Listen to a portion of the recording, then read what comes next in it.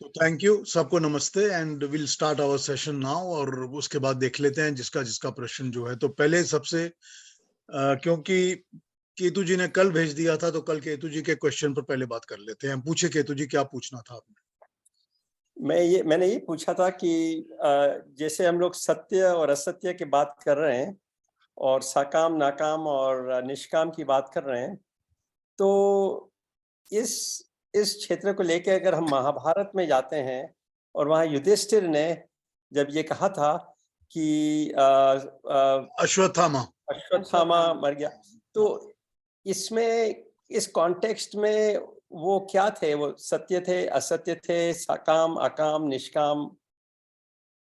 अब ये स्टोरी जो है महाभारत की, इस स्टोरी के बाद जस्टिफिकेशन हुई है कि उसको एक दिन नरक में रहना पड़ा था, हेल में, उसके बाद वो स्वर्ग में चला गया था and all that stories are there. Problem ये है कि महाभारत की जो स्टोरी है वो जय नाम से स्टार्ट हुई थी, जो ऋषि व्यास ने लिखना शुरू किया था। करेक्ट, जय उसका नाम था ग्रंथ का। उन्होंने सिर्फ पांडव और कौरव की स्टोरी लिखनी शुरू की थी क्योंकि उस फैमिली को वो जानते थे। उसके बाद जब उसमें श्री कृष्ण की एंट्री होती है उनकी लाइव्स में, तो उसके बाद ही वो श्री कृष्ण को डॉक्यूमेंट करते हैं, उसके पहले नहीं करते। ठीक, तो उसके ऊपर उन्होंने स्टोरी लिखनी शुरू की थी। फिर महाभारत का युद्ध हो गया, युद्ध के बाद शांति पर्व और ये सब चीजें सब ठीक है। उनके फिर उन्होंने अपना जो ग्रंथ था वो सारा अपने शिष्यों को पकड़ा दिया, वैशंपायन को दे दिया, जो कि कहता था मैं टेक ओवर करता हूं और मैं इसको एलैबोरेट करना शुरू करता हूं। अब प्रॉब्लम ये है कि महाभारत युद्ध के 32 साल बाद, 32 इयर्स के बाद फॉर्मली उस पर काम शुरू हुआ था कि इसको इस तरह बनाया जाता है। करेक्ट। और 108 साल के तक वो बनती रही थी स्टोरी। तो जब 108 साल तक वो बनती गई, 32 साल से शुरू करके, तो वो सारा कलेक्शन किया गया कि इसमें ये लिखना चाहिए, इसमें ये भी होना चाहिए, वो भी होना चाहिए। अब मैं आपको नहीं बता सकता कि ये अश्वत्थामा वाला इंसिडेंट जो युधिष्ठिर का है सच भी है कि नहीं है। It is very doubtful, it is very doubtful, बहुत डाउटफुल है। ठीक है, तो ये जिसको आप जैसे लेना चाहें, समझना चाहें, जो हम पढ़ते आए हैं, सुनते आए हैं, आप समझ लीजिए उस तरह, दैट्स ओके। हमने तो टीवी सीरीज में देखा था, इसलिए मैं पूछा। हमने भी टीवी में देखा है या पढ़ा भी है इधर उधर, या आता भी है स्टोरीज में, लेकिन इसको you have to understand that how these things have been documented and later on। और मैंने आपको 108 साल की महाभारत बताई ना, उसके बाद से शुरू करके तो 5000 साल तक उसमें एडिशन ही होती है। People have been adding whatever they want to add. और आप हैरान हो जाएंगे कि अगर आप दक्षिण भारत में जाते हैं तो दक्षिण भारत की बिल्कुल ही अलग है देन दी अदर पार्ट्स। और अगर आप ईस्ट में जाते हैं, नॉर्थ ईस्ट में जाते हैं, तो नॉर्थ ईस्ट में भी कुछ फर्क है। So it is very difficult to say that what is the reality, and this stories have been kept on adding and adding and adding. ठीक है, that's fine. So the interpretations are very different. The interpretations are different. They're different. The stories also are different. Aruna जी, अब आपका प्रश्न। मैं प्रश्न पूछने से पहले एक बात जो मुझे मालूम है वो कहना चाहूंगी इस बारे में कि महाभारत के बारे में पुणे में भांडारकर इंस्टीट्यूट है और उन्होंने महाभारत की क्रिटिकल एडिशन बनाई है कि जो अलग अलग जो व्यूज है या अलग अलग जो स्टोरीज है उनमें ऑथेंटिसिटी लाने के लिए अभी कौन से बेसिस उन्होंने किए हैं मुझे पता नहीं है, लेकिन ये है जो मुझे मालूम है, उन्होंने क्रिटिकल एडिशन निकाली है जिसमें हम चेक कर सकते हैं कि ये बात है या नहीं। So that is what I have heard about it. ये भी उनकी एनालिसिस है, फिर उसके बाद भी कोई और एनालिसिस करेगा। अब देखिए, मैं कल बात कर रहा था, मेरा बेटा मेरे से बात कर रहा था इसके बारे में। इंडोनेशिया में, ठीक है ना, इंडोनेशिया में उन्होंने अभी डिगिंग करनी शुरू की और एक उनको मॉन्यूमेंट मिली है जिसका जो lowest portion of the monument है, आप लोगों ने पढ़ा होगा शायद, lowest portion of the monument है वो 25,000 ईयर्स अगो डेट होता है। तो अब इसका ये मतलब है कि इन लोगों ने अपनी कार्बन डेटिंग की जो टेक्नोलॉजी है उसको अपग्रेड या चेंज किया है, तो 25,000 तक वो देख सकते हैं, क्योंकि इसके पहले तक तो 5,000 7,000 साल की बात करते थे। अब उनको 25,000 का पता चल गया। अब वो कहते हैं लेकिन उस मॉन्यूमेंट में खूबी ये है कि उस मॉन्यूमेंट का जो सेकंड लेवल है वो 15,000 ईयर्स ओल्ड है, और उसके बाद जो थर्ड लेवल है वो 10,000 ईयर्स ओल्ड है या 7,000 ईयर्स ओल्ड है। इसका मतलब है कि कोई एक मॉन्यूमेंट है जिसको 10,000 साल बाद भी किसी ने ऊपर उसको एडिशन की थी, और उसके भी 5 या 6,000 साल बाद ऊपर एडिशन की थी। देखिए, ये हम लोग जो डॉक्यूमेंटेशन कर रहे हैं, हम अपनी लिमिटेशंस में ही कर रहे हैं। हमको पता नहीं है रियलिटीज क्या है। रियलिटीज हमको जैसे डिस्क्लोज होती हैं, समझ में आती हैं, ठीक है। तो we can not always say there is a final word to it. पर आप प्रश्न क्या पूछना चाहती थी वो पूछिए अरुणा, फिर बात शुरू करते हैं। मेरा प्रश्न ये है कि हम ये जानते हैं कि वेद अपौरुषेय है, ये ईश्वर की वाणी है, और ये ऋषियों को जब वो तुरीय अवस्था में गए तब उन्हें वो सुनने को आए और हम तक पहुंचे। तो ये तुरीय अवस्था यानी क्या होता है, इसके विशेषण क्या है, विशेषताएं क्या है, और इसके साथ साथ कॉन्शियसनेस की जो अलग अलग स्थितियां हैं, जैसे जागृत अवस्था है, सुषुप्ति है या स्वप्नावस्था है, इनकी क्या विशेषताएं है, ये काफी बड़ा सब्जेक्ट है और योग का सब्जेक्ट है, पर मैं आपको बड़ा शॉर्ट में इसका एक जवाब देने की कोशिश करता हूँ, and we will not go beyond. इसमें ऐसा है कि जो 4 अवस्थाएं कही जाती हैं ह्यूमन अवेयरनेस की। सबसे पहली अवस्था होती है जागृत अवस्था, अवेकनिंग अवस्था, जिसमें हम आप सब अवेकन्ड हैं, करेक्ट। सेकंड होती है स्वप्न अवस्था, मतलब हम जब सोते हैं और स्वप्न में चले जाते हैं तो हम डीप स्लीप में होते हैं, तो उसको स्वप्न अवस्था कहते हैं। तीसरी होती है सुषुप्त अवस्था, वो भी एक लेवल ऑफ स्लीपिंग है कि भाई आप और डीप स्लीप में चले गए हैं तो आप सुषुप्त हो गए हैं, ठीक है, वेरी डीप स्लीप। और चौथी अवस्था होती है तुरीय अवस्था। तुरीय अवस्था वो होती है जबकि आप हैं ही नहीं कहीं पर भी, there is no awareness, no consciousness, nothing. अब ये 4 अवस्थाएं इसलिए कही गई हैं क्योंकि प्रकृति की या नेचर की भी इसी तरह से 4 अवस्थाएं होती हैं। प्रकृति की 4 अवस्थाएं नेचर की ऐसे होती हैं कि क्रिएशन जब अब चल रही है, जिसमें हम और आप सब जी रहे हैं और सारी क्रिएशन है, तो ये उसकी जागृत अवस्था है, अवेकनिंग अवस्था। लेकिन जब प्रकृति बन रही होती है, जब हम लोग आप लोग जन्म नहीं लेते इसमें, तो वो उसकी सुषुप्त अवस्था होती है। और जब प्रकृति और नेचर जो होती है वो कंसीव करने की अवस्था में होती है कि बन रही है, कुछ ना कुछ उसका फॉर्मेशन हो गया, मगर अभी पता नहीं कि क्या बन रहा है। सन नहीं बना, पृथ्वी नहीं बनी, अर्थ नहीं बनी, अभी पता नहीं क्या बन रहा है। वो गोल्डन वूम्ब के अंदर है, हिरण्यगर्भ के अंदर है, तो उसको सुषुप्त अवस्था कहेंगे। लेकिन उसके भी बियॉन्ड पहले की जो अवस्था है, जो कि एकदम माइन्यूटेस्ट परमाणुओं की अवस्था है, मॉलिक्यूलर एटॉमिक फॉर्म की, जो कि उसके सिर्फ पतले पतले परमाणु ही एग्जिस्ट कर रहे हैं और कुछ नहीं है, वो तुरीय अवस्था है। तो अब ये बात है कि तुरीय अवस्था में ज्ञान होना तो पॉसिबल नहीं है, तो ऋषियों को भी तुरीय अवस्था में ज्ञान नहीं हुआ। तुरीय अवस्था में ऋषियों को ये पता हो गया होगा या नहीं पता हो गया होगा या डिटरमिन्ड होगा कि तुम्हारा ये जन्म होगा और तुम्हारा ये काम है।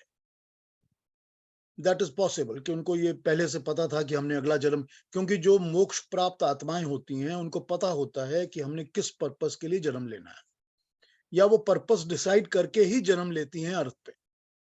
जैसे भगवान कृष्ण ने कहा है कि मैं इसी पर्पस के लिए ही आया हूं, तो वो पर्पस लेकर ही जन्म लेती हैं, तो उसको उनको पता होगा कि हमारी, तो उस अवस्था को तुरीय अवस्था कहा गया होगा। That is possible. लेकिन एक्सप्रेस तो वो तभी कर सकते हैं जब वो शरीर में आए होंगे, करेक्ट, और तब वो जागृत और स्वप्न और सुषुप्त अवस्था में आए होंगे। और वेद की जो है बात वो ऐसा है कि वेद की तरंगे जो हैं वो तरंगे फॉलो करनी पड़ती हैं। तो जब वो तरंगे फॉलो करनी शुरू होती हैं तभी हमको पता चलता है कि ये तरंगे हम सुन सकते हैं कि नहीं सुन सकते।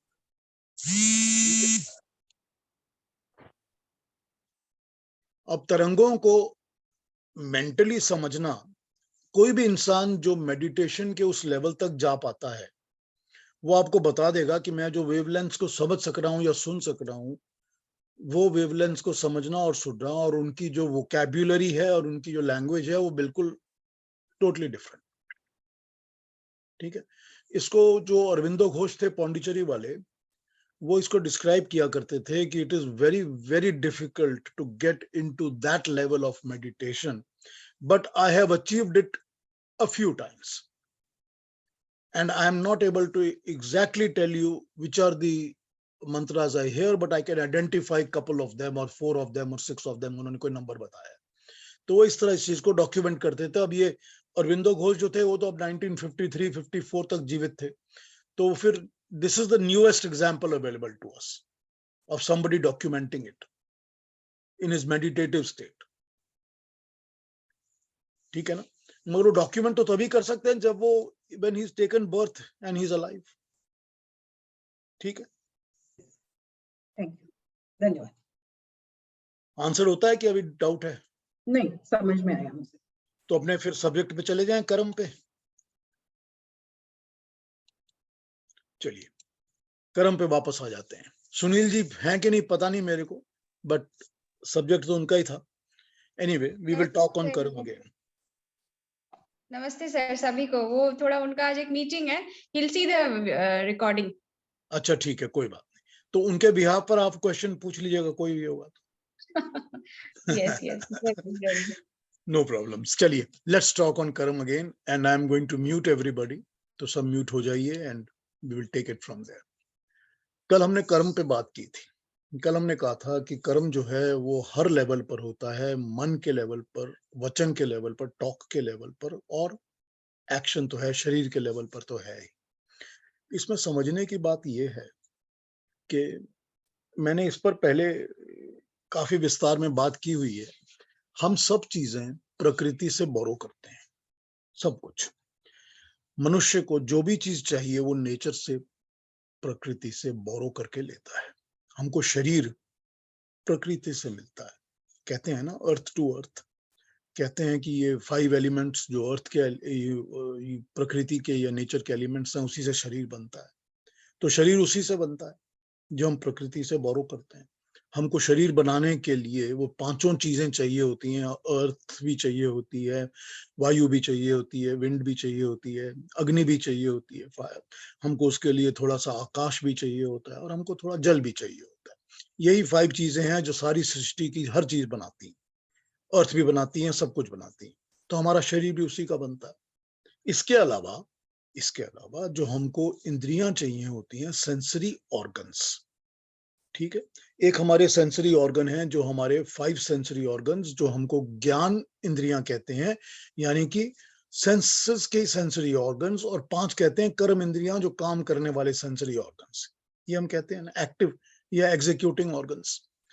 तो जो हमको सेंसरी ऑर्गन्स चाहिए, आंख, नाक, कान, गंध, सुगंध की चीज या टच करने की फील, जो भी हमको सेंसरी ऑर्गन्स चाहिए, करेक्ट। और जो काम करने के ऑर्गन्स चाहिए, हाथ, पांव, सेक्सुअल एक्टिविटी, जो भी हमको ऑर्गन्स चाहिए, वो सारे के सारे ऑर्गन्स भी, ये सारी की सारी चीजें भी हम प्रकृति से, नेचर से ही बोरो करते हैं। समझ आ गया?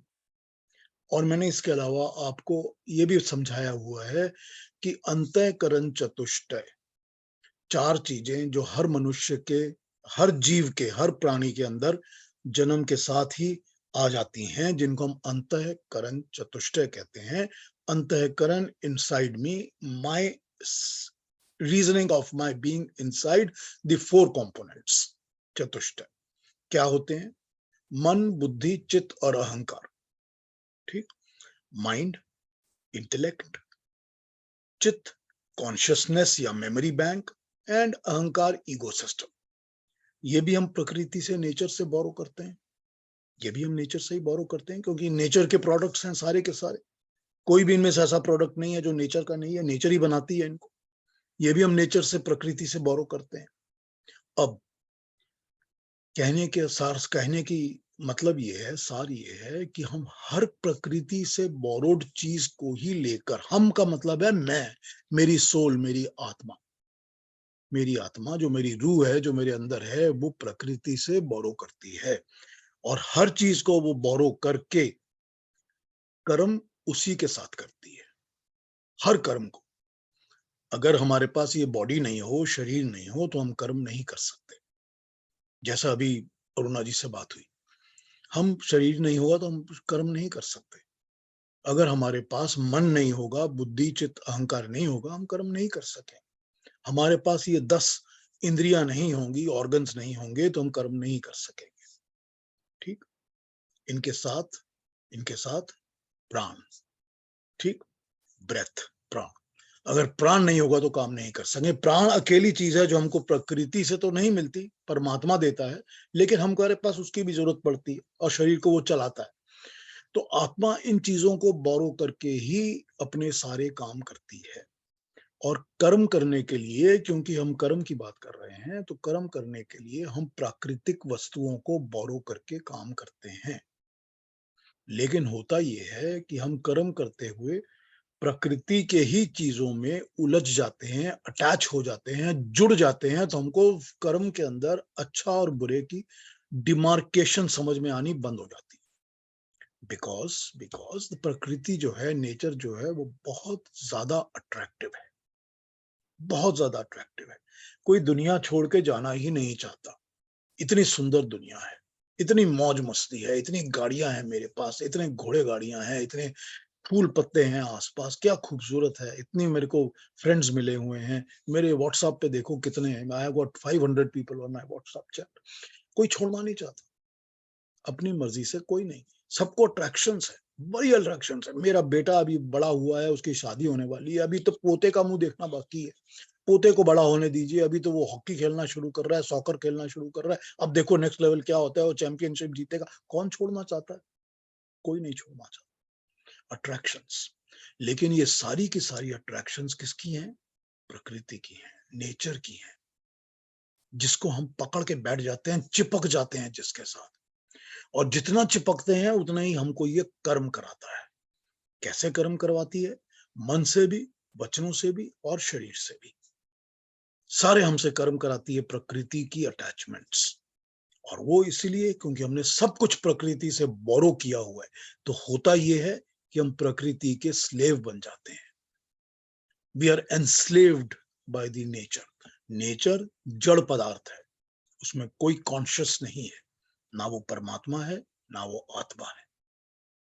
आत्मा नहीं है, परमात्मा नहीं है, उसमें कॉन्शियस नहीं है।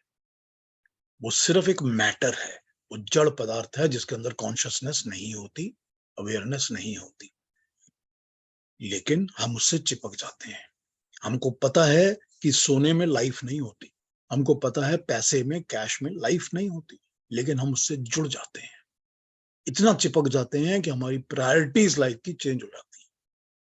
तो ये हमसे कर्म कराते हैं, ये हमारे कर्म करने के सोर्स बन जाते हैं। That why are we doing, हम कर्म क्यों कर रहे हैं। इसके बाद नेक्स्ट लेवल पर बाकी के कर्म तो आते ही हैं, जो हमको करने भी हैं, हमारी ड्यूटी भी है, सब कुछ है।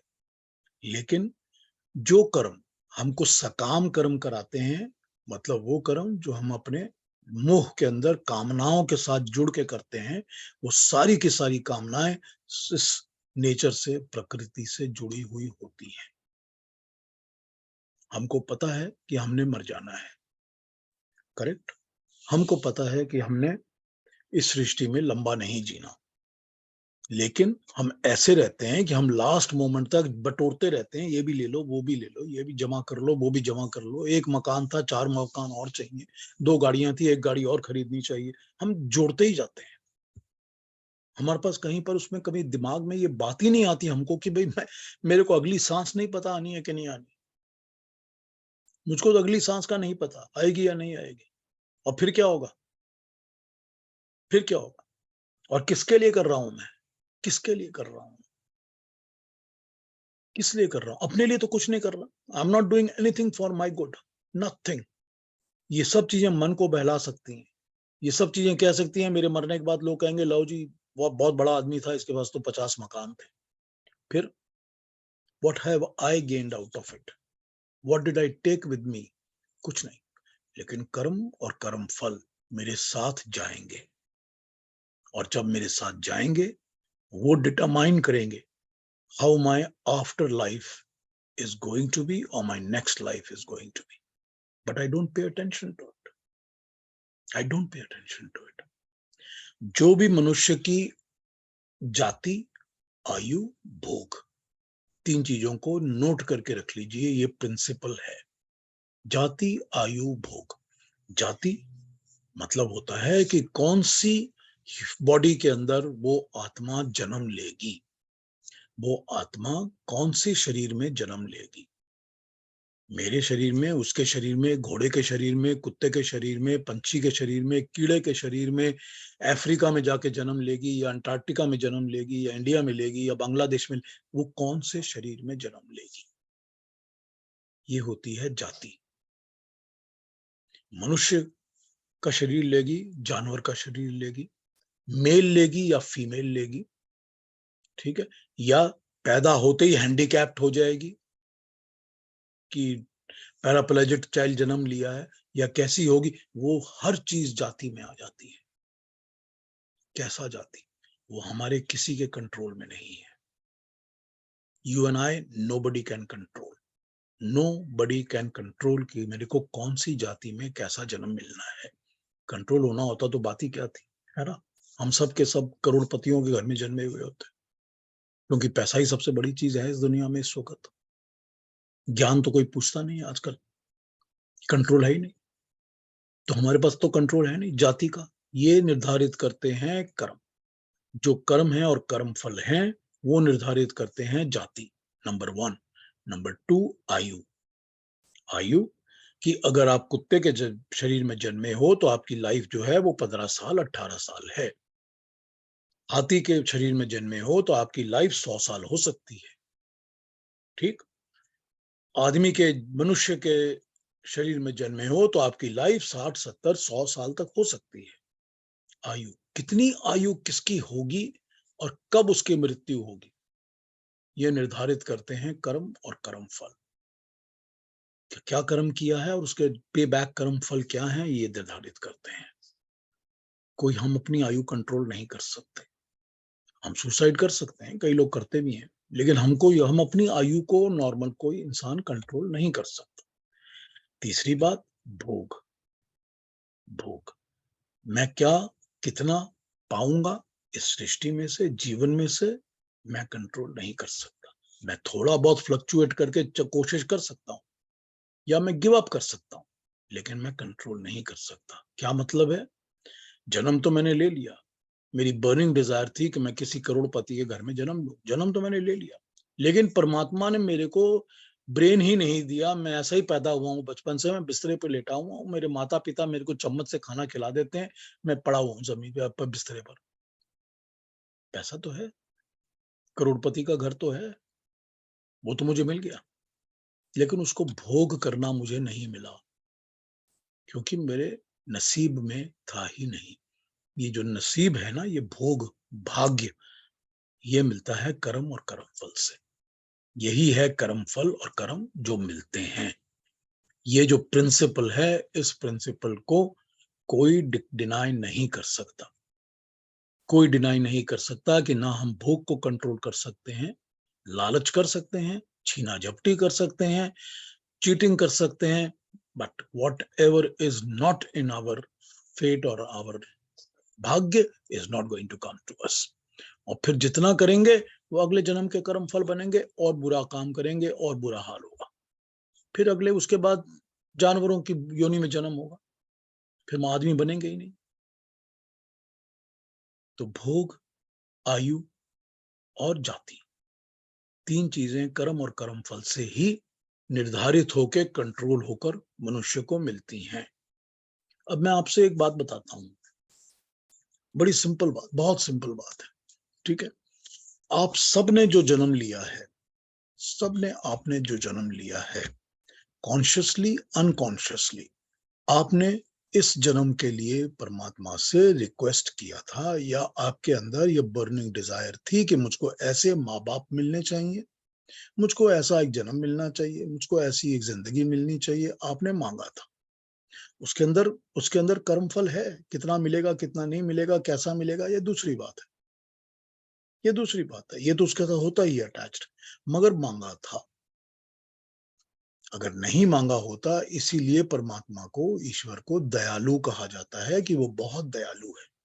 मगर दयालु के साथ साथ उसको न्यायकारी कहा जाता है, कि वो जस्टिस सिस्टम जो उसका चलता है वो किसी का नहीं चलता। दयालु कि जहां तुम जाना चाहते हो, जो तुम इच्छा आकांक्षा रखते हो वो मैं पूरी करूंगा, जो तुम्हारी डिजायर्स हैं वो पूरी करूंगा, वो मैं तुमको दूंगा। न्यायकारी कि उसको तो जस्टिस करना है, तुमको कर्म फल तो मिलना ही है। दया भी है, कर्म फल भी है, ये कॉम्बिनेशन है।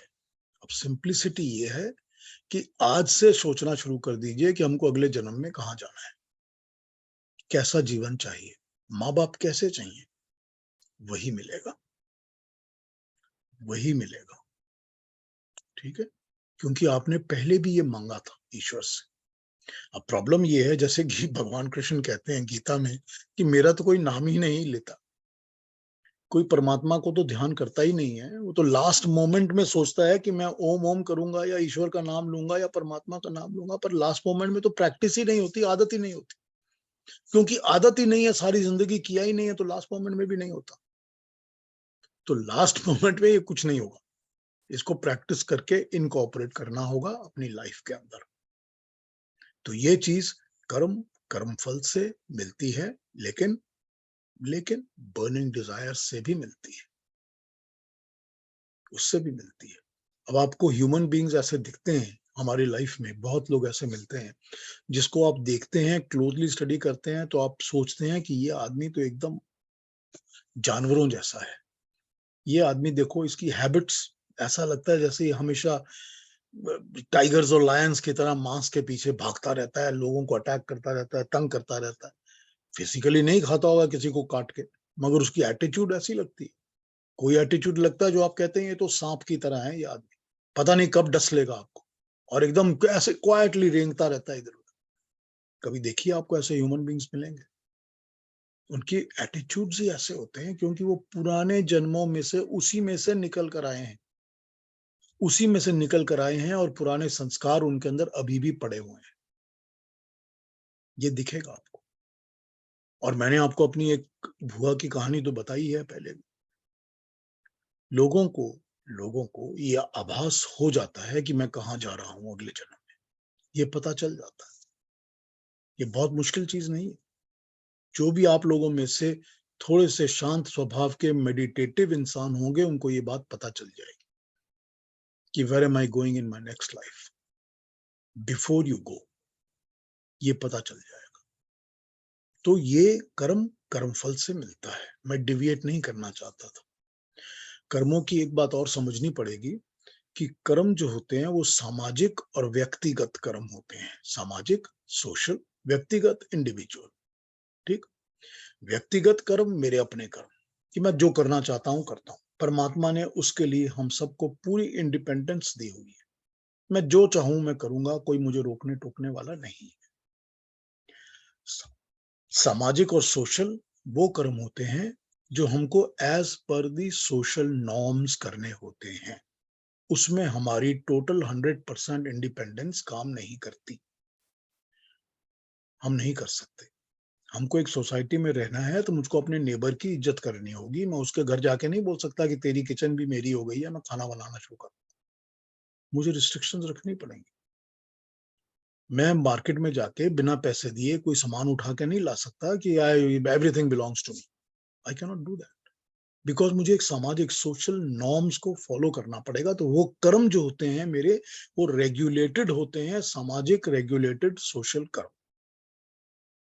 ठीक है, अब वो रेगुलेटेड सोशल कर्म के अंदर भी मेरी एक इंडिविजुअलिटी है कि मैं उनको किस लेवल तक, किस लिमिट तक फॉलो करता हूं, again mentally, vocally and bodily.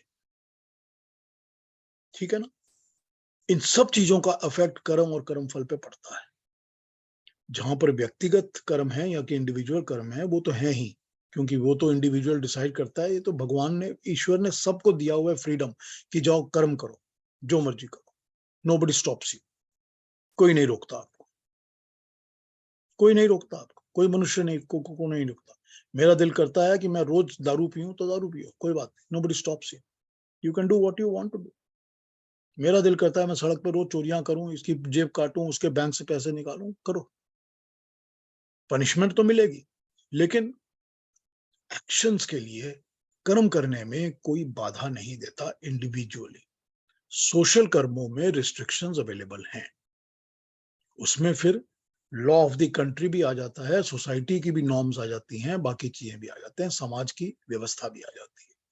कर्म फलों में अगर कोई चोर है जो पकड़ा गया है और उसको कर्म फल मिलना है, लेकिन उसको गवर्नमेंट ने ऑलरेडी 4 साल की जेल दे दी है, तो उसके कर्म फल की पनिशमेंट वो 4 साल कट चुकी है, सिर्फ बैलेंस रहा तो मिलेगा, नहीं तो नहीं मिलेगा, वो उसकी होगी, ऑलरेडी हो चुका पे बैक।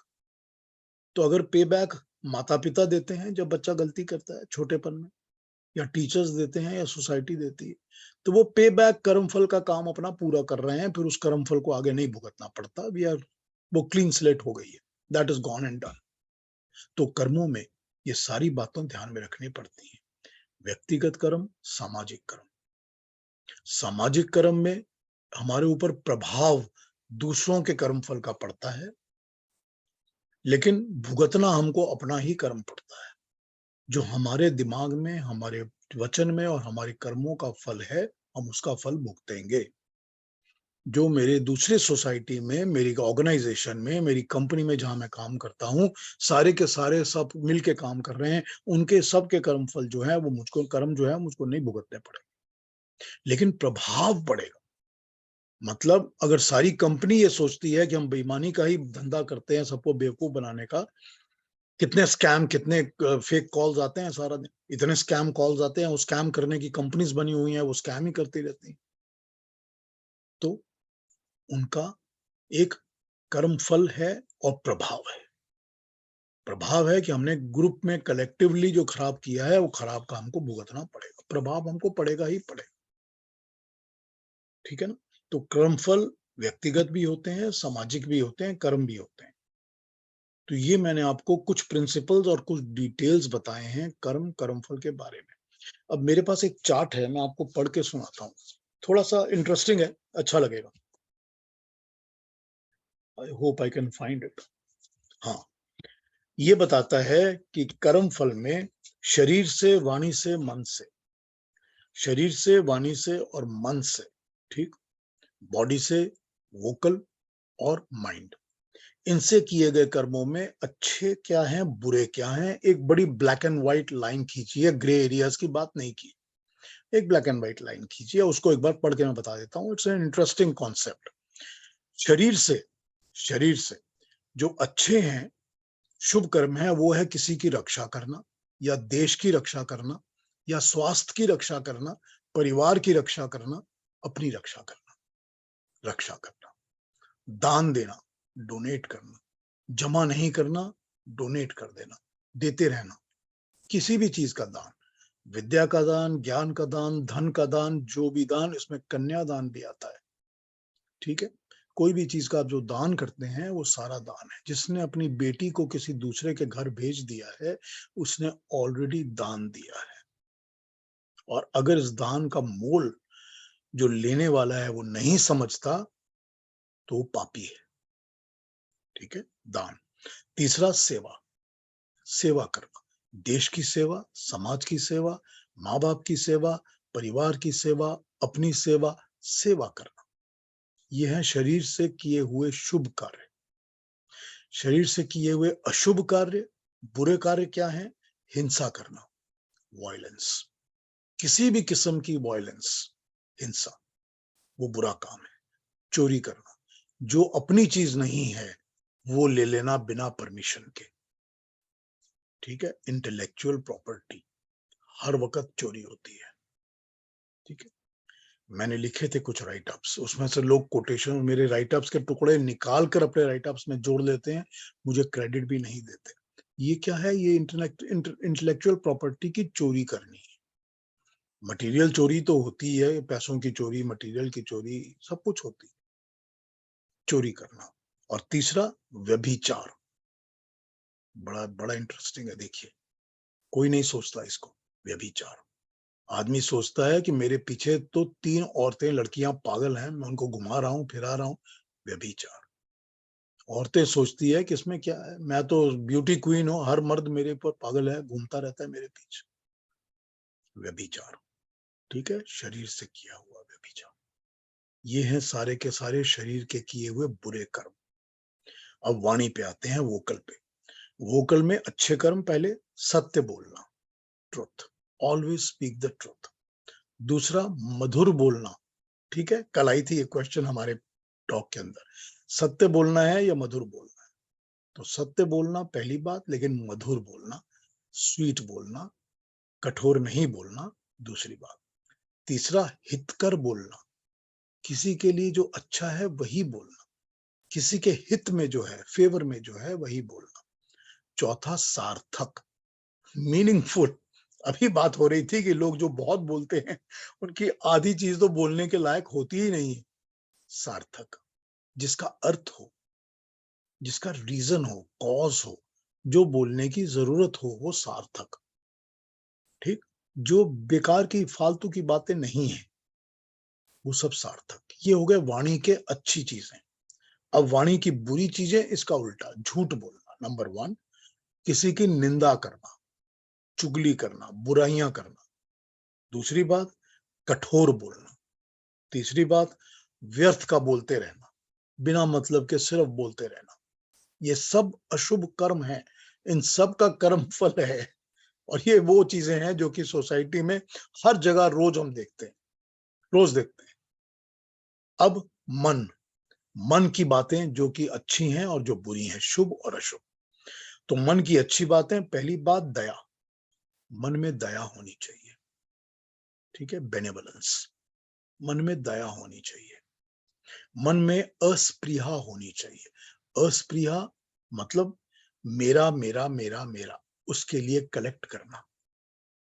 मैं, मेरा, मेरी बीवी, मेरे बच्चे, मेरे पोते, मेरे ग्रैंड चिल्ड्रन, मेरे अपने लिए, ये मैं के लिए जो कलेक्शंस होती हैं, जो भी जमा बड़ा होता है, मन में हो चाहे जिसमें भी हो, वो सब स्पृहा कहलाता है। तो अस्पृहा, इच्छा नहीं करना, अनिच्छा, इच्छाओं के ऊपर कंट्रोल करना, डिजायर्स, डिजायर्स के ऊपर कंट्रोल करना, वो सब अस्पृहा में आता है। और तीसरा आस्तिकता, आस्तिकता जो परमेश्वर में, भगवान में, ईश्वर में, बनाने वाले में विश्वास नहीं करता, वो आस्तिक है। जो आस्तिक होता है उसको पाप करने से डर नहीं लगता। जो गलत ईश्वर को समझता है वो भी पाप करने से नहीं डरता। तो आस्तिकता बहुत जरूरी है मन के अंदर, शुभता होने के लिए, अच्छाई होने के लिए। इसका उल्टा जो बुरा है, नंबर 1, द्रोह। द्रोह मतलब है लड़ाई झगड़ा या किसी को एक्सप्लॉइट करना, यूज करना, सब चीज द्रोह में आ जाता है। ठीक है, जो मानसिक है, ये मन की बात हो रही, जो मन के अंदर द्रोह है, मन के अंदर हमेशा चलता रहता है, इसको छल करो, इसको कपट करो, इसको लटकाओ, इसको ये करो, उसका सब कुछ, वो सब द्रोह है, वो सब पाप कर्म है। अगला स्पृहा, जमा करना। जैसे कि अस्पृहा बताया था, अच्छाओं को दूर हटाना, इसमें स्पृहा मतलब डिजायर्स, करते रहना करते रहना करते रहना, अचीव करना या ना करना, मन से तो कर सकते हैं ना डिजायर, वो सब स्पृहा कहलाता है। और तीसरा नास्तिकता, जो आस्तिक नहीं है, जो नास्तिक है, वो जो परमात्मा में विश्वास ही नहीं करता, नास्तिकता। तो ये हो गए demarcation of good and bad for both मन, वाणी और शरीर, बॉडी। अब इसको एक बार, इसके बारे में चिंता करके देखिए, कितनी सिंपल चीज है। हमने इनको वर्ड्स में डाल दिया, क्लासिफिकेशन में डाल दिया, 1 2 3 करके समझा दिया, मगर कितनी ही सिंपल चीज है ये। सारी सोसाइटी में, अपने जीवन में, अपने आस पड़ोस के लोगों के, भाई बहन के, बंधु बांधवों के, बीवी बच्चों के जीवन में देखिए, इसको उतार के, इसको उतार के देखिए, आपको पता चल जाएगा कि ये कैसा मनुष्य है। और हम इस मनुष्य को इस तरह समझते हैं और हम पसंद नहीं करते हैं, पसंद करते हैं, नहीं पसंद करते हैं, सब एकदम क्लैरिफाई होकर सामने आ जाए। क्योंकि यही चीजें हैं जो मनुष्य से कर्म कराती हैं, कर्म करवाती हैं, अच्छे कर्म भी कराती हैं, बुरे कर्म भी कराती हैं। जो अच्छे करते हैं वो अच्छे कर्म भी कराते हैं, जो बुरे करते हैं वो बुरे भी कराते हैं। यहाँ पर एक मेरे को सडनली बात याद आ गई, हमारे यहाँ पर एक ओशवा में एक सीनियर्स की बिल्डिंग है सिमको स्ट्रीट पर, जिसमें बहुत सारे सीनियर्स जब सीनियर हो जाते हैं तो वहां मूव कर जाते हैं, रहने लग जाते हैं। वो सीनियर्स की बिल्डिंग में कम से कम 3 ऐसे चर्च हैं जो वहां की जो सेक्रेटरी है, जो बिल्डिंग की एडमिनिस्ट्रेटिव सेक्रेटरी है, उसको आकर गिफ्ट देते हैं, पैसा खिलाते हैं, देते हैं कि हमको ऊपर जाके कैनवास करने दीजिए। वो भगवान का नाम लेने के लिए कैनवास नहीं कर रहे हैं, वो कैनवस ये कर रहे हैं कि अगर आपकी प्रॉपर्टी वगैरह है जो आप अपने बच्चों को नहीं देना चाहते तो हमारे चर्च को दे दीजिए। वो कैनवस करते हैं क्योंकि उनके अंदर ये लालच है कि उनको पता है कि जो बुड्ढे हैं, जो मर जाएंगे, उनके पास प्रॉपर्टीज होती हैं, कुछ ना कुछ तो होता ही है उनके पास जो दे सकते हैं, तो हमारी चर्च को दे दीजिए। और वो कैनवस करने जाते हैं। क्या वो इसके लिए कैनवस करने जा रहे हैं कि हम आपसे परमात्मा का नाम लेते हैं, बैठते हैं, आपको ज्ञान देते हैं, शांति देते हैं? ना, वो इसका कैनवसिंग नहीं करते। है वो चर्च, मगर काम वो ऐसा करते हैं। और मैं उसकी बात इसलिए कर रहा हूँ कि मैंने वो देखा हुआ अपनी आंखों से, तो मुझे पता है। मगर ये होता होगा हर जगह, हर एक जगह होता होगा ऐसा। क्या जो भी रिलीजियस ऑर्गेनाइजेशन होंगी सब में ऐसा ही होता होगा। जो देखा है बता रहा हूँ आपको। कर्म कहाँ पर कैसे कर्म होते हैं, कहाँ से कैसे कर्म बनते हैं, मन की कौन सी भावना, वचन की भावना, शरीर की भावना जो कर्म कराती है, और कैसे कर्म कराती है। और किसी कर्म को बिना कर्म फल किए इंसान काट ही नहीं सकता। हो ही नहीं सकता कि बिना कर्म फल किए कोई कर्म चला जाए। ये हो ही नहीं सकता। ये परमात्मा का नियम है। परमात्मा अपने नियमों से कभी भी डिग नहीं सकता, चेंज नहीं कर सकता, फॉल बैक नहीं कर सकता। जो उसने अपने नियम बनाए हुए हैं वो नियम वो फॉलो करेगा ही करेगा। अगर आप पानी डालेंगे तो जरूरी बात है वो नीचे ही गिरेगा। अगर आप आग लगाएंगे तो जरूरी बात है वो ऊपर को ही उठेगी। ये परमात्मा के जितने भी सृष्टि के बनाए नियम, अगर सूरज निकलेगा तो रोशनी भी देगा, हीट भी देगा, किरणों को भी देगा, उसके अंदर से हमको लाइफ मिलेगी। चांद निकलेगा तो हमको औषध देगा, रस देगा, हमारे प्लांट्स के अंदर वो रस भरेगा, फ्रूट्स के अंदर वो मिठास भरेगा। जो परमात्मा के बनाए नियम हैं जिनको हम रित कहते हैं, रित और सत्य जो ट्रुथ है, ये कभी चेंज हो ही नहीं सकते। वो परमात्मा भी चेंज नहीं कर सकता क्योंकि उसी के बनाए नियम, वो उसी पे चलता है। तो ये जो कर्म और कर्मफल है ना, ये परमात्मा का बनाया नियम है। इसीलिए हम सब दुनिया में आके काम करते हैं, क्योंकि हमको पता है हमको उसका फल मिलेगा, हमको उसका रिजल्ट मिलेगा। और हमको पता है सबको कि मैं जैसे बुरा करता हूं तो मुझे बुरा मिलता है, हम सबको पता है। लेकिन हम फिर भी इस बात को नहीं समझना चाहते। हम समझना नहीं चाहते कि कहाँ लिमिटेशंस होनी चाहिए, कहाँ लाइन ड्रॉ होनी चाहिए, कहाँ पर हमको पता होना चाहिए, फिजिकली, वोकली, मेंटली। और सबसे ज्यादा इंपॉर्टेंट मेंटल, माइंड। क्योंकि माइंड जो है वो पहले ही हर चीज को डिसाइड कर लेता है कि मैंने तो ये करना है। उसके बाद इंसान उसकी रीजनिंग ढूंढता रहता है अच्छे बुरे की, हाँ कर लो भाई, जरूर कर लो, ये बहुत अच्छी बात है, इसने भी ऐसा किया था, तुम भी ऐसा कर लो, सब रीजन ढूंढता रहता है। लेकिन पहले माइंड डिसाइड करता है। अगर माइंड के ऊपर इंटेलेक्ट इन्फ्लुएंस करके बता देता है कि तुम इस चीज को नहीं करो, इट इज नॉट गुड, तो इंसान संभल जाए, कर्म में ना पड़े, बुरे कर्म में।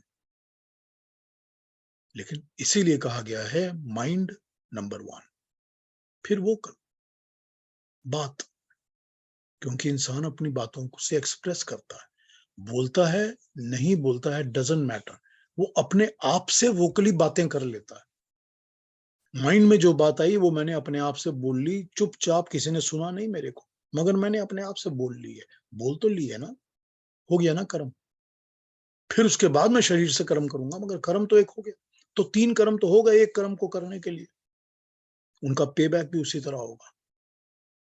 100% कर्म फल पे बैक होगा, वो कभी कट ही नहीं सकता। और उसकी डिग्रीज क्या होती हैं, मैंने कल आपको बताया था, इक्विवेलेंट 1:1 कभी नहीं होता, पे बैक हमेशा ज्यादा होता है। You have to pay much more. अगर मैंने किसी की $1000 की चोरी की है और मुझको कोर्ट दंड देगा तो 1000 तो देना ही है, पर प्लस उसके ऊपर पेनल्टी भी है और 6 महीने जेल भी जाना पड़ेगा। तो पे बैक हो गया ना ज्यादा। तो पे बैक कर्म फल का हमेशा इसी तरह से अच्छे का भी ज्यादा होता है, शुभ का भी ज्यादा होता है। मैंने जो अच्छे कर्म किए हैं, मैंने दान दिया है, सेवा की है, ज्ञान बांटा है, जो भी किया है उसका जो मुझे पे बैक मिलेगा कुछ ज्यादा ही मिलेगा। वो भी इस तरह मेरे कैलकुलेशन के हिसाब से नहीं मिलेगा, मुझे उससे ज्यादा मिलेगा, क्योंकि कर्म फल हमेशा ज्यादा मिलता है दैन कर्म। तो ये प्रिंसिपल्स परमात्मा के, ईश्वर के बनाए हुए हैं, यूनिवर्सल हैं, इसको कोई चेंज नहीं कर सकता, चाहे कोई बिलीव करे चाहे बिलीव ना करे, डजंट मैटर। तो जो प्रिंसिपल्स हैं, आयु, जाति, भोग, कोई चेंज नहीं कर सकता, कोई कंट्रोल नहीं कर सकता। और कर्म, कर्मफल, कोई चेंज नहीं कर सकता। Nobody can change these things. तो ये हमारा बेसिक कर्म और कर्मफल के प्रिंसिपल्स पर आज मैंने बात की है। अब आप लोग में से जो प्रश्न पूछने चाहते हैं पूछ सकते हैं। एक बार मुझको या तो हैंड रेज कर लीजिए या बीच में एक बार बोल दीजिए कि पीयूष मुझको पूछना है, तो it will be very easy, मैं आपसे पूछना बात करना शुरू कर दूंगा। इंदिरा जी, मैं आपका हाथ देख रहा हूं, आप पहले आप बोलिए क्या बोलना चाहती हैं। इंदिरा जी? अब सुनाई देता है ना? हाँ जी, बोलिए। मेरे दो सवाल थे। एक सवाल था कि जो आपने बोला कर्म फल मिलते हैं, अब जैसे हम लोग को, मुझे एक जॉब मिल गई, तो वो किसका कर्म फल था? मेरा था कि उन जिसने मुझे को जॉब दी और उनको कुछ मेरे को वापस देना था? दोनों का था, दोनों का था, आपका भी था उनका भी था। दोनों के कर्मों का फल है, तभी आप दोनों एक दूसरे से मिले और मिलकर एक कॉमनैलिटी पर आ गए। कर्म फल दोनों का ही था। अब जैसे कि मेरे को एक दशक ऐसा गया कि इतनी सारी असाइनमेंट मिलती थी, तरह तरह की, हाँ जी। अलग अलग देशों से मिलती थी। अच्छा। तो वो अफ्रीका से, पापुआ न्यू गिनी से, यूएनडीपी के असाइनमेंट्स, तो वो सब कर्म फल कहाँ मिले होंगे हम लोग पापुआ न्यू गिनी वाले से और वो वेस्टर्न सामोआ से, टोंगा से? मेरे को यही नहीं, समझ में नहीं आ रहा था। देखिए देखिए देखिए देखिए, परमात्मा के लिए, ईश्वर के लिए कोई पापुआ न्यू गिनी, कोई अफ्रीका नहीं है। उसके लिए धरती एक ही है बस। ये जो लाइंस खींची हुई है, ये हमने खींची हुई है कि कनाडा ये है और यूएसए ये है और मेक्सिको ये है, इंडिया ये है, पाकिस्तान ये है, ये हमने खींची है सारी लाइंस। बराबर परमात्मा है। के लिए कोई लाइन नहीं, ठीक है? तो वो कुछ भी कहीं भी, it's the same thing, doesn't make a difference to the god. तो इस चीज को समझ लीजिए।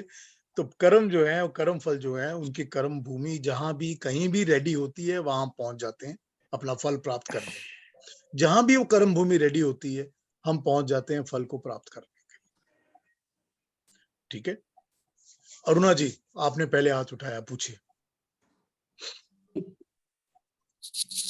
पहले तो मैं ये कहना चाहूंगी कि भगवान श्री कृष्ण ने भी गीता में कहा है कि बोद्धव्यम गहना कर्मणो गति ही।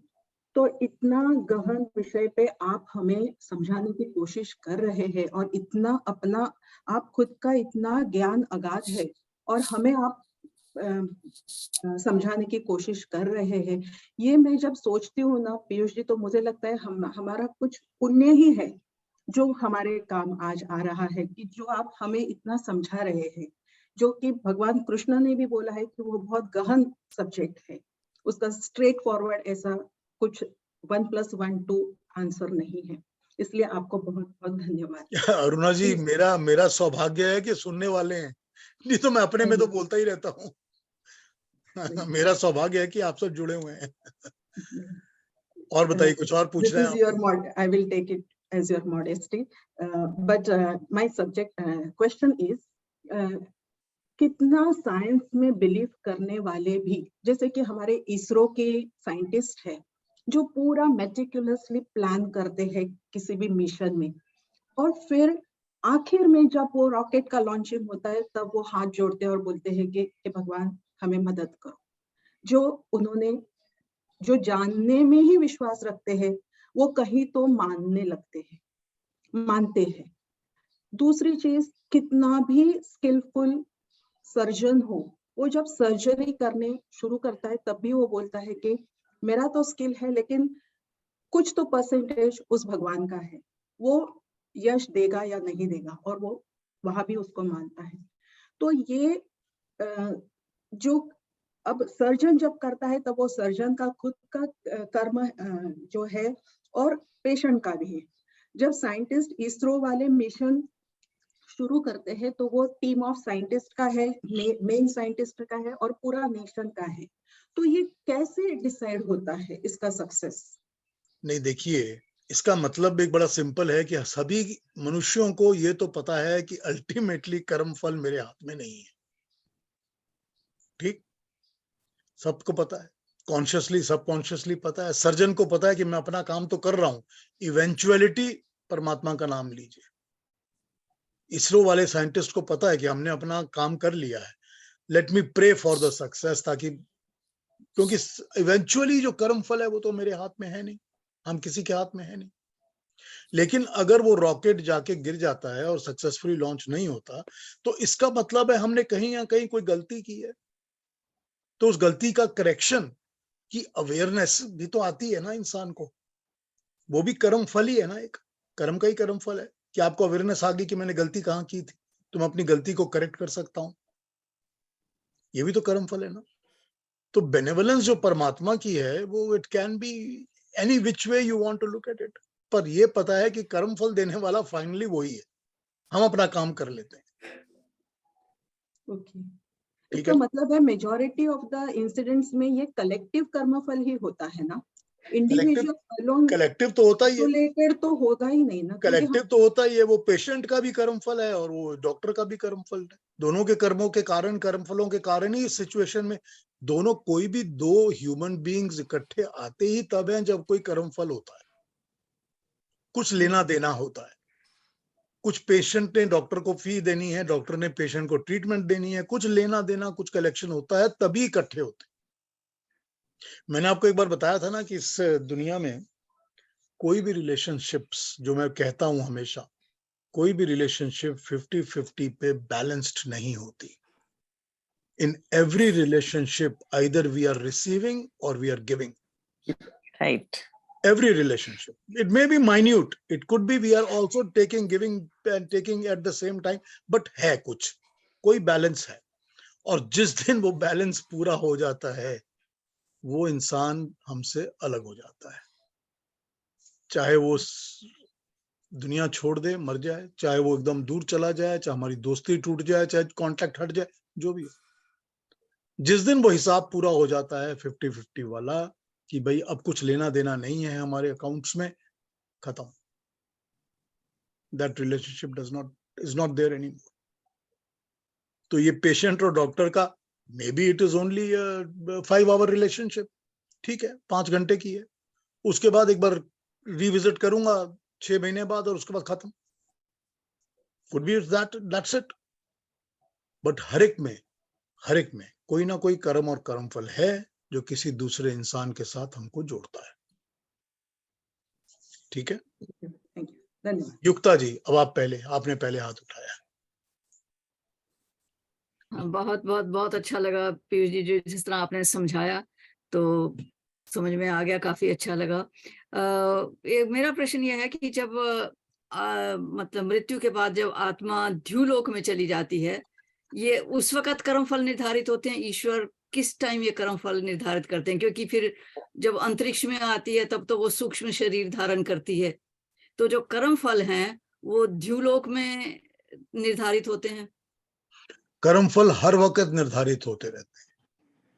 आप इस वक्त जो कर रही हैं उसका कर्मफल हो सकता है आपको 5 मिनट बाद मिल जाए, आधे घंटे बाद मिल जाए, हर वक्त निर्धारित हो रहते हैं।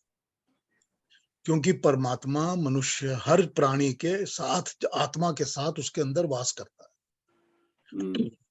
ओमनी प्रेजेंट, हर जगह वास करता है परमात्मा। इसीलिए उसको आपके हर कर्म का, हर थॉट का पता है। अब वो कौन से कर्म फल आपको अभी मिलेंगे, कौन से 1 घंटे बाद मिलेंगे, कौन से 6 दिन बाद मिलेंगे, कौन से अगले जन्म में मिलेंगे, ये अपॉर्चुनिटी कौन सी राइप होती है, कौन से परमात्मा का डिसीजन, ये अलग है। लेकिन कर्म फल निर्धारित हर वक्त होता रहता है। हाँ जी, पर ये जो जैसे ही आप कर्म करते रहते हैं, फल निर्धारित होता रहता है। पर ये जो जाति, आयु और भोग है, ये तो फिर उस वक्त निर्धारित होगा ना। ये जो है ये जन्म लेने से पहले निर्धारित होता है। हाँ जी, हाँ जी। ये आप कह सकते हैं कि आत्मा जब द्यू से अंतरिक्ष में ट्रेवल करती है तो उसको फिर वो कर्म फल के हिसाब से ही सब चीजें मिलनी शुरू हो जाती है, वहीं से उसको मिलनी शुरू हो जाती है। क्योंकि जो मनुष्य को छोड़ के किसी जानवर की बॉडी में जाएगा, उसके बाद भी तो उसके पास भी तो ये सारी चीजें आएंगी जो अंतरिक्ष से वो पकड़ेगा। हाँ जी, हाँ जी। उसको भी तो ऑर्गन्स चाहिए, सेंसरी ऑर्गन चाहिए, कर्म के हम्म। ऑर्गन्स चाहिए, अंतःकरण चतुष्टय चाहिए, सब कुछ चाहिए, माइंड बॉडी, माइंड इंटेलेक्ट सब चाहिए। तो ये तो सबको मिलने वाला है। तो वो निर्धारित उस वक्त आयु भोग वगैरह जो है उस वक्त निर्धारित होगा जब वो आत्मा सूक्ष्म शरीर को पकड़ के धरती पे आएगी किसी स्थूल शरीर को लेने के लिए, सॉलिड बॉडी को अडॉप्ट करने के लिए। ठीक है, एक आपको बात और बताता हूं। ये जो मॉड्यूलो ऑब्लोंगाटा होता है ना पीछे, हाँ जी, जो हाँ जी। ब्रेन और रीढ़ की हड्डी के टिप के अंदर बैठा होता है छोटा सा ब्रेन, उस ब्रेन के अंदर, उस मॉड्यूला के अंदर कोई भी जीव जो जन्म लेता है उसको ये पता चल जाता है कि मैं कौन सा जन्म ले रहा हूं, मनुष्य का ले रहा हूं, घोड़े का ले रहा हूं, क्या ले रहा हूं और क्यों ले रहा हूं। उसके कंट्रोल में कुछ नहीं होता, मगर ये नॉलेज उसको मिल जाता है कि तुमको मैं घोड़े का जन्म दे रहा हूं। अब वो प्रिपेयर हो जाता है कि मेरे को जन्म लेते ही पैरों पे खड़े हो जाना है और लड़खड़ाकर कि मैं घोड़ा हूं, मैं बच्चा नहीं हूं, मैं क्रिडल में लेट नहीं सकता, मैं किसी के बाहों में चुपचाप लेट के नहीं कर सकता, क्योंकि मैं घोड़ा हूं। तो ये जो नॉलेज है ना, ये परमात्मा उस मॉड्यूला ऑब्लोंगाटा में फीड करता है हर एक के, एवरी लिविंग बीइंग। युक्ता जी, मैंने आपको आंसर किया? हाँ जी, हाँ जी, बिल्कुल, धन्यवाद, अच्छा लगा। श्वेता जी, आपका हाथ। Thank you sir. मेरे लिए तो ये 1 आवर फुल मेडिटेशन लगता है। I am lost somewhere. ये 1 घंटे में तो और कहीं मेरा ध्यान नहीं जाता है, नथिंग, नोवेयर। बेटा बुलाता है तो भी मुझे कभी-कभी सुनाई नहीं पड़ता है। तो it's like meditation for me and I don't have words for this. Anyways, so मेरा क्वेश्चन है, जो आपने बोला ना मनसा, वाचा एंड कर्मणा, मतलब तीनों से भी कोई भी बुरा कर्म किया तो वो कर्म हो गया। तो इनका जो कर्म फल का इंटेंसिटी होता है वो भी कुछ, उनका भी कुछ डिवीजन है? जैसे किसी ने मन में सोचा कि मैंने उसको मार दिया, किसी ने सही में मार दिया, तो कुछ उसका कर्म फल डिवीजन तो कुछ है ना, मेंटल टर्बुलेंस भी होती है, वोकल भी होती है, फिर फिजिकल भी होती है, डिवीजन तो है। तो उसका कर्म फल भी वैसे ही मिलेगा कि सबका? ये हम डिफाइन नहीं कर सकते, ये नहीं डिफाइन कर सकते। कर्म फल मिलेगा ये पता है, कितना इंटेंस और बुरा मिलेगा ये नहीं बता सकते, ये नहीं बता सकते। अब मन में देखिए, मन की लेवल्स और डिग्रीज अलग अलग होती है ना। मेरे मन में आया कि मैं मीठा खा लूं, हो सकता है अच्छा है बुरा है जो भी है कि मैं आपके घर से मिठाई ले आऊं, अच्छा है बुरा है जो भी है। लेकिन मेरे मन में आया कि मैं किसी को मार डालूं, या मेरे मन में आया कि मैं 50 लोगों पे गोलियां चला दूं, सबकी इंटेंसिटी और लेवल का फर्क है ना। तो जैसे इसका फर्क है उसी तरह कर्म फल का फर्क है। कुछ कर्म फल सिर्फ मेंटल नहीं हो सकते, फिर और फिजिकल भी हो जाएंगे। तो हर चीज के फल का इंटेंसिटी और कर्म फल अलग अलग डिग्री पर आएगा। पीयूष जी। हाँ जी इंदिरा जी, 1 मिनट रुकिए, आपकी चांस नहीं है। अच्छा अच्छा श्वेता जी, अच्छा, आप मुझे बताइए। सही है, मुझे चांस हाँ रुकिए, हाँ श्वेता जी, और पूछिए क्या पूछना है आप। कल मैंने एक श्लोक पढ़ा था, वो सत्यम ब्रूयात करके, और आपने उसका बहुत अच्छा एक्सप्लेनेशन दिया था। तो उसी से रिलेटेड एक स्टोरी है जो मैंने बचपन में सुनी थी कि एक शिकारी जो है वो शिकार करने के लिए जाता है और वो डियर का पीछा करता रहता है, फिर उसको डायरेक्शन पता नहीं चलता, और वहीं पे एक ऋषि होते हैं जो मेडिटेशन में बैठे रहते हैं। तो वो जी उनको पूछता है कि जी क्या आपने देखा क्या वो किस तरफ गया है? तो ऋषि जो रहते हैं वो थोड़ा सोचते हैं एंड देन फाइनली वो बोलते नहीं है, बट वो उसको डाइवर्ट कर देते हैं। जिस डायरेक्शन में डियर गया है वो डायरेक्शन में नहीं देके दूसरी तरफ दिखा देते हैं। तो इसमें ये सत्य असत्य कर्म कर्मफल, तो नहीं, तो दया है ना, यहाँ पहली चीज है दया, कि वो जो ऋषि है वो दया कर रहा है उस मृग हिरन के ऊपर कि मैं चाहता नहीं हूं कि शिकारी उसको मारे। अब यहाँ पर क्या है, यहाँ पर हमने वैल्यू करके सोच लिया कि मुझको दया करनी है या मुझे सच बोलना है। अगर मैं सच बोलता हूं तो हिरन के प्राण चले जाते हैं, तो उसमें वैल्यू किस चीज की ज्यादा है कि उसके प्राण बच जाएं, ये ज्यादा जरूरी है, मैं चाहे सच बोलूं या ना। तो मुझे एक बात असत्य बोलने का अशुभ कर्म होगा या पाप लगेगा, लेकिन प्राण तो नहीं जाएंगे ना, मेरे कारण किसी के प्राण तो नहीं जाएंगे। लेकिन सही साथ में वो उस शिकारी के साथ भी तो बुरा हुआ ना, उसका वो लाइवलीहुड नहीं, है। शिकारी तो बुरा काम ही कर रहा है ना वो अच्छा काम तो नहीं कर रहा, उसके लिए भी अच्छा हुआ। अच्छा ये हुआ कि वो पाप से बच गया, कि वो तो हिरण को मार के पाप ही करने वाला था ना, बुरा काम ही करने वाला था, तो वो बच गया ना उस कम बुरे कर्म के करने से, तो उसके लिए भी अच्छा हुआ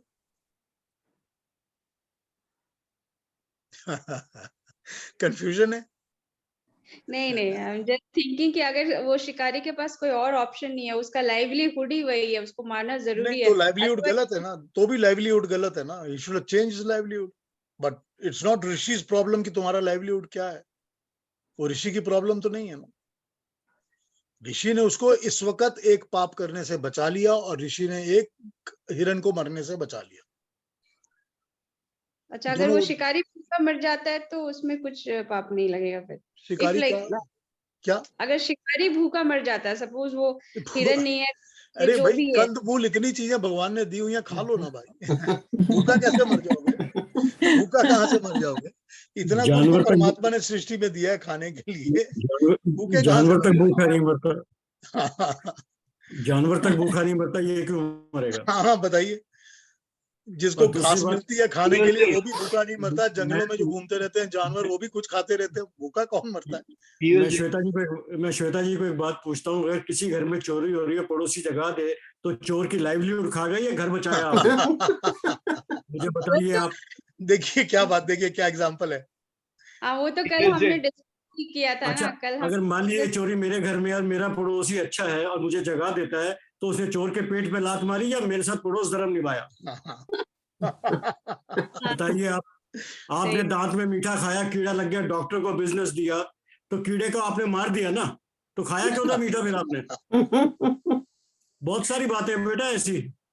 हाँ जी बहुत बहुत धन्यवाद, आपने भी बीच ठीक है श्वेता जी, मैंने आपके खिलाफ श्वेत पत्र जारी कर दिया श्वेता। अगला क्वेश्चन अब ज्योति तुमने पूछना है कुछ, उसके बाद इंदिरा जी की बात। ज्योति बोलो। ठीक है। हाँ, very interesting question answers today also and yesterday also. Practical है ना? Very practical. Actually मेरे पास questions sort of ये सबसे बड़ा ये है कि मन को हम कंट्रोल कैसे करें, जो भागता ही रहता है, ये कैसे करें, इसका कौन सा ज्ञान है? मन को कंट्रोल करने पर फिर बात कर लेंगे, कभी पूरा एक टॉक कर लेंगे उसके ऊपर। मन को कंट्रोल करना तो योग दर्शन ही बताता है आपको मन को कैसे कंट्रोल, गीता बताती है आपको मन को कैसे कंट्रोल करना है। मन को डिसिप्लिन करना पड़ता है कंट्रोल करने के लिए। सांसों से कंट्रोल कर सकते हो, प्राणायाम से कर सकते हो, डिसिप्लिन से कर सकते हो। अट्रैक्शंस के साथ मत जुड़ो, अपने आप को समझाओ this is not for me, बस नॉट फॉर मी, मैजिक मंत्र, it is not for me, मुझे इसमें नहीं जुड़ना, तो अपने आप मन डिसिप्लिन होकर कंट्रोल होना शुरू हो जाएगा। कछुए का एग्जांपल दिया ना, कि जैसे कछुए अपने बॉडी पार्ट्स को अंदर खींच लेता है, खींच लो, ऑर्गन्स को संभालो कि भाई अंदर रहो, मेरे पास रहो, इधर उधर भटको मत। जब नहीं भटकेंगे तो पता चल जाएगा कि कंट्रोल में। सबसे ज्यादा तो मोह में ही भटकता है ना। हाँ, हर चीज में भटकता रहता है मन का काम ही भटकना है, वो तो भटकेगा, डिसिप्लिन करके कंट्रोल करना पड़ता है। इंदिरा जी आप पूछिए, क्या पूछ रही थी?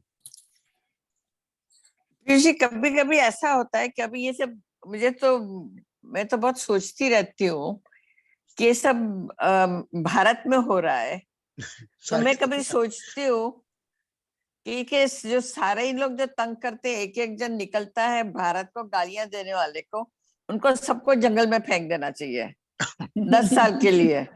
तो ये पाप है कि क्या है? मेरे को बहुत बार ऐसे विचार नहीं, ऐसा मत करिए, क्योंकि फिर जंगल खराब होने लग जाएंगे, जंगल बहुत अच्छी जगह होती है। नहीं, या तो पहाड़ियों में भेज दीजिए जहाँ पे न खाने का कुछ हो, और 10 साल बाद उन लोग आए, तब तक भारत बदल जाएगा। नहीं, वो सारे उनके लिए व्यवस्था है ना, लोग जेलों में डाल देते हैं ना, तो जेल भी तो है ना। तो वो जेल नहीं है। अब जैसे वो ओवैसी है, कितने सारे भारत के लिए गंदा गंदा बोलता है अब वो ठीक है, कि वो अपने भारतीय कर्म, लोग नहीं वो अपने कर्म कर रहा है, उसको उसका कर्म फल मिलेगा। वो पॉल्यूशन फैल जाएगा पूरी वायु में गंदगी का, फिर जो गंदा कर्मों करते हैं, का। गंदा करते हैं, उनको उनका कर्म फल मिलता है। उनके लिए हमको आपको जज करने की, सोचने की जरूरत नहीं पड़ती। पेशेंस रखिए, सबको कर्म फल मिलता है, सबको मिलता है। केतन आपको जी, ऐसा नहीं सोचना चाहिए। केतन जी पूछिए, आप क्या कहेंगे? नहीं, मुझे 2-3 चीजें कहनी थी। हाँ बताइए। पहली बात तो ये कि कर्म से डरना नहीं चाहिए। नहीं, कर्म से तो कभी भी डरना नहीं चाहिए। हाँ नहीं, मतलब मैं इसलिए कह रहा था कि कर्म से इसलिए नहीं डरना चाहिए क्योंकि कर्म का जो फल है वो मन की परिस्थिति के ऊपर निर्भर है। मन कैसा है, वो कार्य के ऊपर नहीं, कृति के ऊपर नहीं, मगर मन की परिस्थिति के ऊपर निर्भर है। अगर मन डिटैच्ड तरीके से काम करेगा, जैसे गीता में कहा है, तो वो कर्म का न लिप्यते, आपको उसका लेपायमान या उसका फल नहीं। पहली बात, इसलिए कर्म से डरना नहीं चाहिए। कर्म करने के समय हमारी जो मनो परिस्थिति है उसके ऊपर ध्यान रखना चाहिए, पहली बात। दूसरी बात, हम लोगों ने वो हिरन का शिकार वाला बात की है। वाल्मीकि ने तो कितने सारे हिरन मारे और कितने सारे लोगों को भी मार दिया। व्यास थे, वो तो मछली मारते होते तो लाखों मछली मार दी होगी। तो कर्म कौन सा करना चाहिए, इसके बारे में बहुत स्पष्ट तरीके से गीता का 3रा अध्याय सब लोगों को मेरी रिक्वेस्ट है कि आप पढ़ें और उसके ऊपर थोड़ा मनन चिंतन और ध्यान लगाने की कोशिश करें। तो मेन चीज ये है कि अपने वर्ण के हिसाब से और अपने कार्य कौशल के हिसाब से कार्य करें, ये उसका आंसर है। अपने वर्ण के हिसाब से अगर ऐसा गिने तो अर्जुन तो बहुत बड़े नरक में ही जाना चाहिए, क्योंकि उसने तो अपने पितामह को मार दिया, भाइयों को मार दिया, सबको मार दिया। युधिष्ठिर ने भी मार दिया, सबने। युधिष्ठिर ने भी लड़ाई तो लड़ी ना, तो फिर वो सदे स्वर्ग कैसे गए? ऐसे पुराणों में लिखा है कि भाई वो एक उसकी उंगली थोड़ी सी रह गई, बाकी तो स्वर्ग में चले गए। तो फिर भगवान की न्याय व्यवस्था के ऊपर बड़ा प्रश्न हो जाएगा। ऐसा नहीं है, अपने वर्ण के हिसाब से और अपनी कार्य कुशलता के हिसाब से, ये 2 चीज है। स्वकर्मणा तमोबच्च, उसी को ड्यूटी कहा ना, बताया। हाँ, स्वकर्मणा तमोबच्च स्वधर्म स्वकर्म। हाँ, इसके हिसाब से काम करो। इसके लिए कर्म का जो फल है वो फल के ऊपर ज्यादा ध्यान या डर रखने से ज्यादा अपना वर्ण कौन सा है और वो वर्ण की ड्यूटी क्या है, वो वर्ण की ड्यूटी और हमारी जो स्किल है, वो दोनों को मिलाकर जो काम बनता है वो काम करो। और वो काम करते समय मन का ऊपर ध्यान रखो, ये पहली बात है। दूसरी बात है व्यक्ति धर्म, जैसे वो अभी भाई साहब ने बोला था, वो व्यक्ति धर्म और समाज धर्म, ये बहुत इंपॉर्टेंट बात है। जब वो 2 धर्म सामने सामने आते हैं, जैसे व्यक्ति धर्म के भाई वो जो चोर है उसकी पेट पे लात मारी, मगर सामाजिक धर्म यह है कि सब जगह पे चोरी हो जाए तो गलत होगा, इसलिए चोर को पकड़ा जाना चाहिए।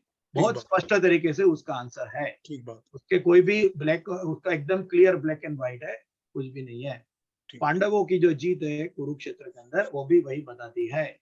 कौरवों के जितने भी योद्धा थे उन्होंने व्यक्ति धर्म को विशेष माना और समाज धर्म को गलत माना, जबकि पांडवों की साइड से व्यक्ति धर्म को बाजू पे रखा, शिखंडी को आगे रखा, भीम ने कमर के ऊपर गदा मारी और उसका नाम बदनाम हो गया, युधिष्ठिर ने गलत बोला, उसका नाम बदनाम हो गया। जो कुछ भी हम बोले ब्लेम करने के लिए, तो हम लोग अपने घर में बैठ के युधिष्ठिर को ब्लेम करना काफी इजी होता है, तो वो हम लोग कह सकते हैं। मगर व्यक्ति धर्म से ऊपर लोक धर्म है, इसलिए लोक धर्म को पहले ध्यान रखो। लोक संग्रह मेवापी करो और उसके हिसाब से कर्म करो।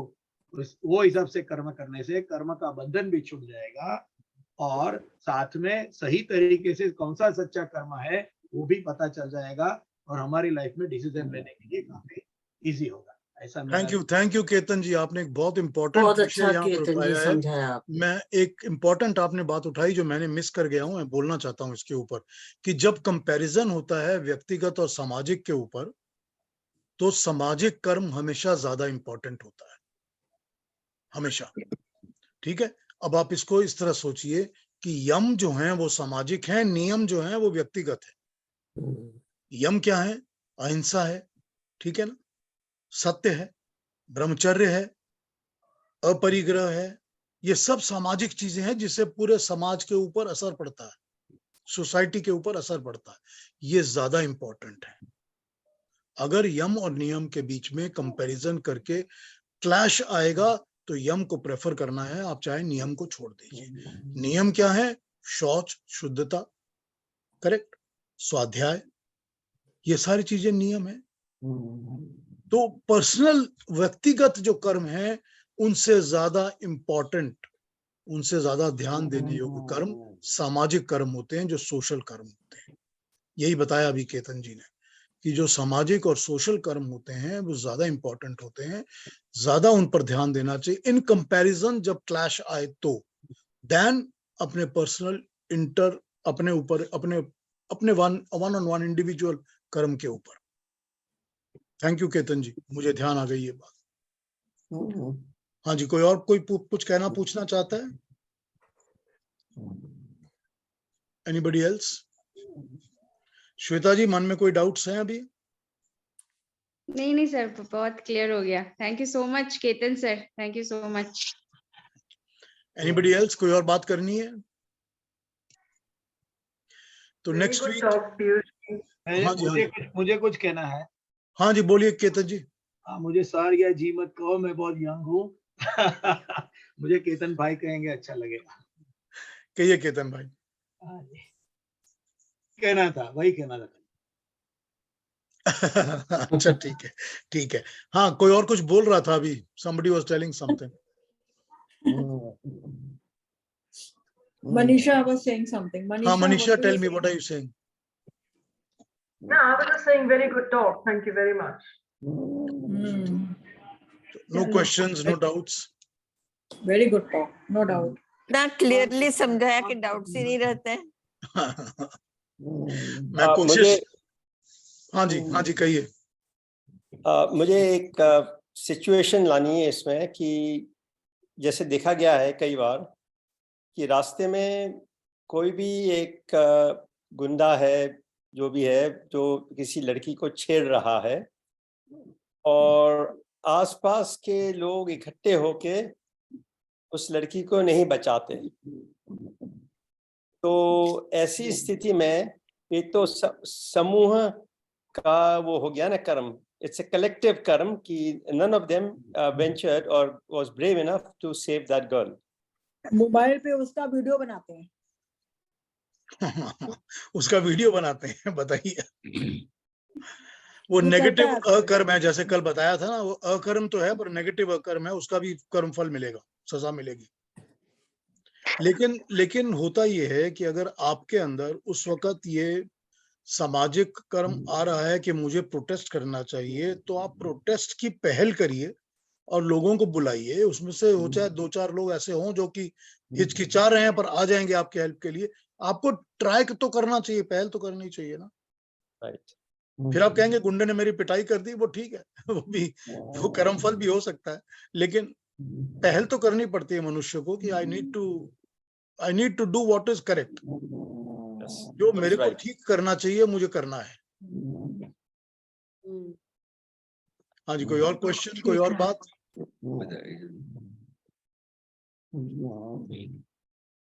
तो रैप अप करें मीटिंग को। नमस्ते जी, नमस्ते। बहुत अच्छा पीयूष जी, बहुत ही अच्छा समझाया कि हम स्पीचलेस हैं इस समय।